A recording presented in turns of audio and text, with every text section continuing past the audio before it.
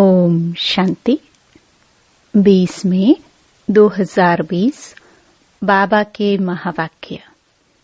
मीठे बच्चे, धंधा आदि करते भी सदा अपनी गॉडली स्टूडेंट लाइफ और स्टडी याद रखो। स्वयं भगवान हमको पढ़ाते हैं, इस नशे में रहो। प्रश्न: जिन बच्चों को ज्ञानामृत हजम करना आता है, उनकी निशानी क्या होगी?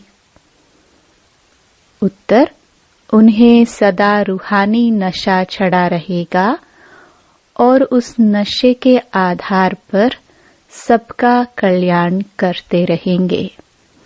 कल्याण करने के सिवाय दूसरी कोई बात करना भी उन्हें अच्छा नहीं लगेगा। कांटों को फूल बनाने की ही सेवा में बिजी रहेंगे। ओम शांति। अब तुम बच्चे यहाँ बैठे हो और यह भी जानते हो कि अभी हम पाठधारी हैं। 84 जन्मों का चक्कर पूरा किया है।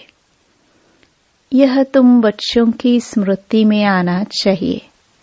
जानते हो कि बाबा आया हुआ है हमको फिर से राज्य प्राप्त कराने व तमो प्रधान से सतो प्रधान बनाने।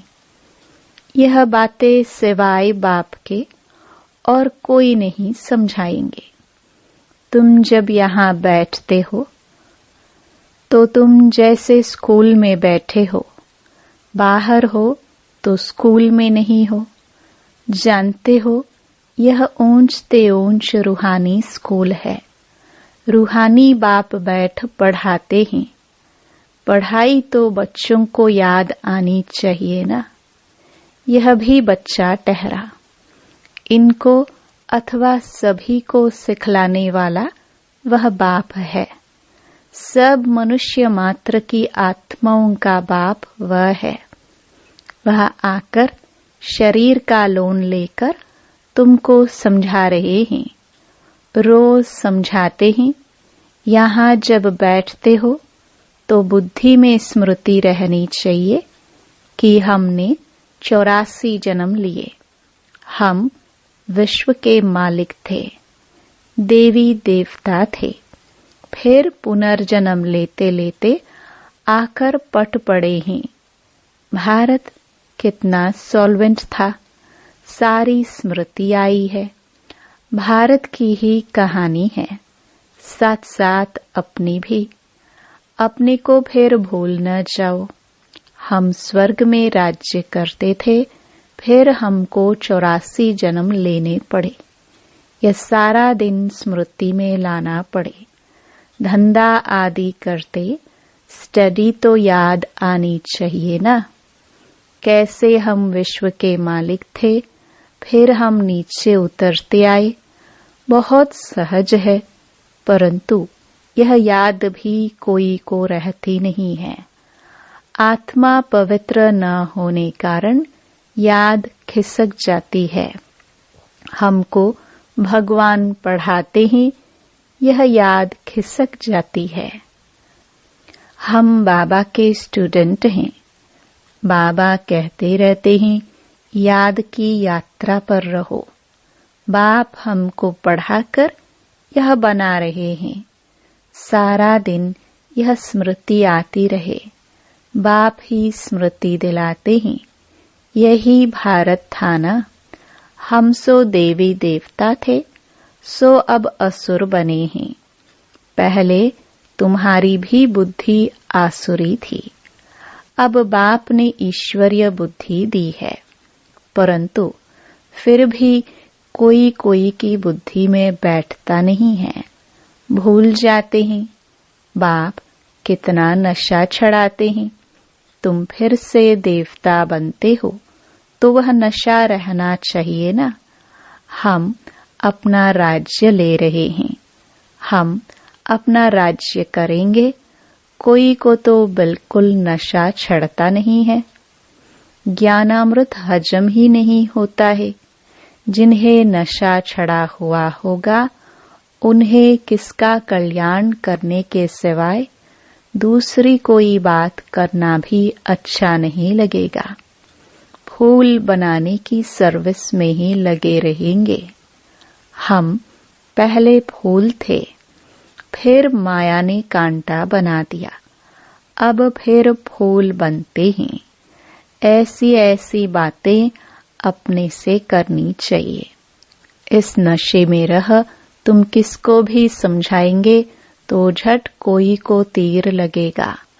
भारत गार्डन ऑफ अल्लाह था, अब पतित बन गया है। हम ही सारे विश्व के मालिक थे। कितनी बड़ी बात है। अभी फिर हम क्या बन गए हैं, कितना गिर गए। हमारे गिरने और चढ़ने का यह नाटक है। यह कहानी बाप बैठ सुनाते हैं। वह है झूठी, यह है सच्ची। वह सत्यनारायण की कथा सुनाते हैं। समझते थोड़े ही हैं कि हम कैसे चढ़े फिर कैसे गिरे हैं। यह बाप ने सच्ची सत्यनारायण की कथा सुनाई है। राजाई कैसे गवाई, यह सारी है अपने ऊपर। आत्मा को अभी मालूम पड़ा है कि हम कैसे अब बाप से राजाई ले रहे हैं। बाप यहाँ पूछते हैं तो कहते हैं हाँ नशा है, फिर बाहर जाने से कुछ भी नशा नहीं रहता। बच्चे खुद समझते हैं, भल हाथ तो उठाते हैं, परंतु चलन ऐसी है जो नशा रह ना सके। फीलिंग तो आती है ना। बाप बच्चों को स्मृति दिलाते हैं, बच्चे तुमको मैंने राजाई दी थी, फिर तुमने गवा दी। तुम नीचे उतरते आए हो क्योंकि यह नाटक है चढ़ने और उतरने का। आज राजा है, कल उसको उतार देते हैं। अखबार में बहुत ऐसी ऐसी बातें पढ़ती हैं, जिसका रिस्पॉन्ड दिया जाए तो कुछ समझे। यह नाटक है, यह याद रहे तो भी सदैव खुशी रहे। बुद्धि में है ना, आज से 5000 वर्ष पहले शिव बाबा आया था, आकर राजयोग सिखाया था, लड़ाई लगी थी। अभी यह सब राइट बातें बाप सुनाते हैं। यह है पुरुषोत्तम युग। कलयुग के बाद यह पुरुषोत्तम युग आता है। कलयुग को पुरुषोत्तम युग नहीं कहेंगे, सत्युग को भी नहीं कहेंगे। आसुरी संप्रदाय और दैवी संप्रदाय कहते हैं।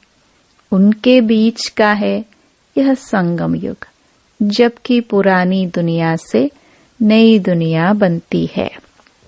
नई से पुरानी होने में सारा चक्कर लग जाता है।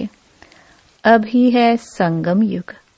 सतयुग में देवी देवताओं का राज्य था, अब वह है नहीं। बाकी अनेक धर्म आ गए हैं। यह तुम्हारी बुद्धि में रहता है।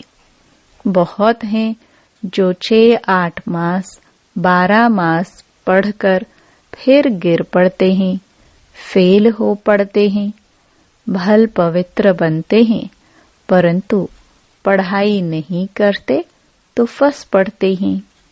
सिर्फ पवित्रता भी काम नहीं आती। ऐसे बहुत सन्यासी भी है। वह सन्यास धर्म छोड़ जाए, गृहस्थी बन जाते हैं, शादी आदि कर लेते हैं। तो अब बाप बच्चों को समझाते हैं, तुम स्कूल में बैठे हो।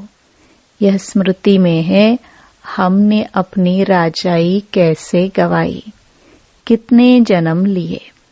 अब फिर बाप कहते हैं विश्व के मालिक बनो, पावन जरूर बनना है। जितना जास्ती याद करेंगे उतना पवित्र होते जाएंगे, क्योंकि सोने में खाद पड़ती है, वह निकले कैसे। तुम बच्चों की बुद्धि में है हम आत्मा सतो प्रधान थी, 24 कैरेट थी, फिर गिरते गिरते ऐसी हालत हो गई है। हम क्या बन गए? बाप तो ऐसे नहीं कहते कि हम क्या थे। तुम मनुष्य ही कहते हो हम देवता थे। भारत की महिमा तो है ना। भारत में कौन आते हैं, क्या ज्ञान देते हैं, यह कोई नहीं जानते। वह तो पता होना चाहिए ना कि लिबरेटर कब आते हैं। भारत प्राचीन गाया जाता है तो जरूर भारत में ही रीइंकार्नेशन होता होगा, अथवा जयंती भी भारत में ही मनाते हैं। जरूर फादर यहाँ आते हैं, कहते भी हैं भागीरथ, तो मनुष्य शरीर में आया होगा ना। फिर घोड़े गाड़ी भी दिखाई है, कितना फर्क है। कृष्ण और रथ दिखाया है। मेरा किसको पता नहीं है, अभी तुम समझते हो। बाबा इस रथ पर आते हैं। इनको ही भाग्यशाली रथ कहा जाता है। ब्रह्मा सो विष्णु चित्र में कितना क्लियर है। त्रिमूर्ति के ऊपर शिव। यह शिव का परिचय किसने दिया? बाबा ने ही बनवाया ना। अभी तुम समझते हो। बाबा इस ब्रह्मा रथ में आए हैं। ब्रह्मा सो विष्णु, विष्णु सो ब्रह्मा। यह भी बच्चों को समझाया है। कहाँ 84 जन्म के बाद विष्णु सो ब्रह्मा बनते, कहाँ ब्रह्मा सो विष्णु 1 सेकंड में। वंडरफुल बातें हैं ना, बुद्धि में धारण करने की। पहले पहले समझाना होता है बाप का परिचय। भारत स्वर्ग था जरूर। हेवनली गॉडफादर ने स्वर्ग बनाया होगा।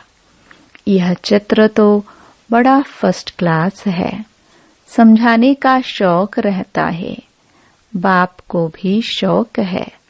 तुम सेंटर्स पर भी ऐसे समझाते रहते हो। यहाँ तो डायरेक्ट बाप है। बाप आत्माओं को बैठ समझाते हैं।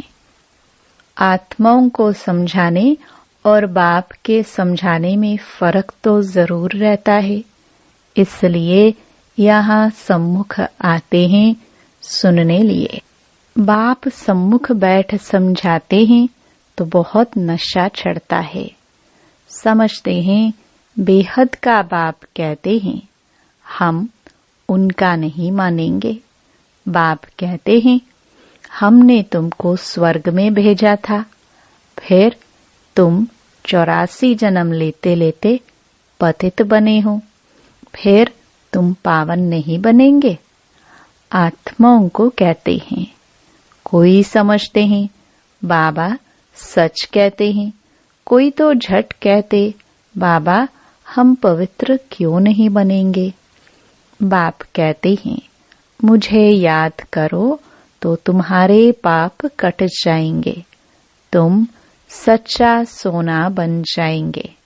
मैं सभी का पतित पावन बाप हूँ। तो बाप की समझानी और आत्माओं की, बच्चों की समझानी में कितना फर्क है। समझो कोई नए आ जाते हैं, उनमें भी जो यहाँ का फूल होगा तो उनको टच होगा। यह कहते ठीक है, जो यहाँ का नहीं होगा तो समझेगा नहीं। तो तुम भी समझाओ। इस आत्माओं को बाप कहते हैं तुम पावन बनो। मनुष्य पावन बनने के लिए गंगा स्नान करते हैं, गुरु करते हैं, परंतु पतित पावन तो बाप ही है। बाप आत्माओं को कहते हैं कि तुम कितने पतित बन गए हो। इसलिए आत्मा याद करती है कि आकर पावन बनाओ। बाप कहते हैं मैं कल्प कल्प आता हूँ। तुम बच्चों को कहता हूँ, यह अंतिम जन्म पवित्र बनो। यह रावण राज्य खत्म होना है। मुख्य बात है ही पावन बनने की। स्वर्ग में विष होता नहीं। जब कोई आते हैं तो उनको यह समझाओ कि बाप कहते हैं अपने को आत्मा समझ, मुझ बाप को याद करो तो पावन बन जाएंगे। खाद निकल जाएगी। मन मना भव अक्षर याद है ना। बाप निराकार है, हम आत्मा भी निराकार है। जैसे हम शरीर दूसरे सुनते हैं, जैसे हम शरीर द्वारा सुनते हैं, बाप भी इस शरीर में आकर समझाते हैं। नहीं तो कैसे कहे कि मामेकम याद करो। देह के सभी संबंध छोड़ो। जरूर यहाँ आते हैं, ब्रह्मा में प्रवेश करते हैं। प्रजापिता अब प्रैक्टिकल में है। इन द्वारा हमको बाप ऐसे कहते हैं। हम बेहद के बाप की ही मानते हैं। वह कहते पावन बनो, पतितपना छोड़ो, पुरानी देह के अभिमान को छोड़ो, मुझे याद करो तो अंतमति सोगति हो जाएगी। तुम लक्ष्मी नारायण बन जाएंगे। बाप से बेमुख करने वाला मुख्य अवगुण है एक दूसरे का परचिंतन करना, ईवल बातें सुनना और सुनाना। बाप का डायरेक्शन है तुम्हें ईवल बातें सुननी नहीं है। इनकी बात उनको, उनकी बात इनको सुनाना, यह दूतीपना तुम बच्चों में नहीं होना चाहिए। इस समय दुनिया में सभी विपरीत बुद्धि है ना।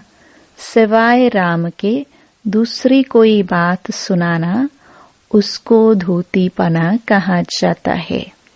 अब बाप कहते हैं यह धूतीपना छोड़ो। तुम सभी आत्माओं को बताओ कि हे सीताएं, तुम एक राम से योग लगाओ। तुम हो मैसेंजर। यह मैसेज दो कि बाप ने कहा है मुझे याद करो। बस इस बात के सिवाय बाकी सब है धूतीपना। बाप सब बच्चों को कहते हैं धूतीपना छोड़ दो।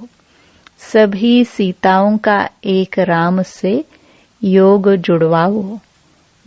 तुम्हारा धंधा ही ये है। बस यह पैगाम देते रहो। बाप आया हुआ है, कहते हैं तुमको गोल्डन एज में जाना है। अब इस आयरन एज को छोड़ना है। तुमको वनवास मिला हुआ है। जंगल में बैठे हो ना। वन जंगल को कहा जाता है। कन्या की जब शादी होती है तो वन में बैठती है, फिर महल में जाती है। तुम भी जंगल में बैठे हो। अब ससुर घर जाना है। इस पुरानी देह को छोड़ना है। एक बाप को याद करो। जिनकी विनाश काले प्रीत बुद्धि है वह तो महल में जाएंगे। बाकी विपरीत का है वनवास, जंगल में वास है। बाप तुम बच्चों को भिन्न भिन्न रीति से समझाते हैं। जिस बाप से इतनी बेहद की बादशाही ली है, उनको भूल गए हो तो वनवास में चले गए हो। वनवास और गार्डनवास बाप का नाम ही है बागवान। परंतु जब कोई की बुद्धि में आए, भारत में ही हमारा राज्य था, अभी नहीं है। अभी तो वनवास है, फिर गार्डन में चलते हैं। तुम यहाँ बैठे हो तो बुद्धि में है हम बेहद के बाप से अपना राज्य ले रहे हैं। बाप कहते हैं मेरे साथ प्रीत रखो फिर भी भूल जाते हैं। बाप उल्हाना देते हैं, तुम मुझ बाप को कहाँ तक भूलते रहेंगे? फिर गोल्डन एज में कैसे जाएंगे? अपने से पूछो, हम कितना समय बाप को याद करते हैं? हम जैसे कि याद की अग्नि में पड़े हैं, जिससे विकर्म विनाश होते हैं। एक बाप से प्रीत बुद्धि होना है। सबसे फर्स्ट क्लास माशुक है, जो तुमको भी फर्स्ट क्लास बनाते हैं। कहाँ थर्ड क्लास में भिखारियों मिसल ट्रैवल करना, कहाँ एयर कंडीशन में, कितना फर्क है। यह सब विचार सागर मंथन करना है तो तुमको मजा आएगा। यह बाबा भी कहते हैं, मैं भी बाबा को याद करने लिए बहुत माथा मारता हूँ। सारा दिन ख्यालात चलती रहती है। तुम बच्चों को भी यही मेहनत करनी है। अच्छा, मीठे मीठे सिखिलदे बच्चों प्रति माता पिता बाप दादा का याद प्यार और गुड मॉर्निंग। रूहानी बाप की रूहानी बच्चों को नमस्ते। धारणा के लिए मुख्य सार। पहला, किसी को भी एक राम बाप की बातों के सिवाय दूसरी कोई की बातें नहीं सुनानी है। एक की बात दूसरे को सुनाना पर चिंतन करना, यह धूतीपना है, इसे छोड़ देना है। दूसरा, एक बाप के साथ प्रीत रखनी है।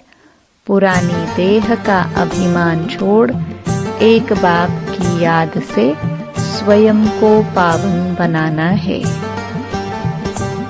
वरदान, अलौकिक नशे की अनुभूति द्वारा निश्चय का प्रमाण देने वाले सदा विजयी भव। अलौकिक रूहानी नशा निश्चय का दर्पण है।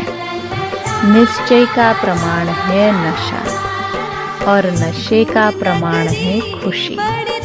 जो सदा खुशी और नशे में रहते हैं, उनके सामने माया की कोई भी चाल चल नहीं सकती। बेफिक्र बादशाह की बादशाही के अंदर माया आ नहीं सकती। अलौकिक नशा सहज ही पुराने संसार व पुराने संस्कार भुला देता है। इसलिए सदा आत्मिक स्वरूप के नशे में, अलौकिक जीवन के नशे में, फरिश्तेपन के नशे में या भविष्य के नशे में रहो तो विजयी बन जाएंगे। स्लोगन, मधुरता का गुण ही ब्राह्मण जीवन की महानता है। इसलिए मधुर बनो और मधुर बनाओ। ओम शांति।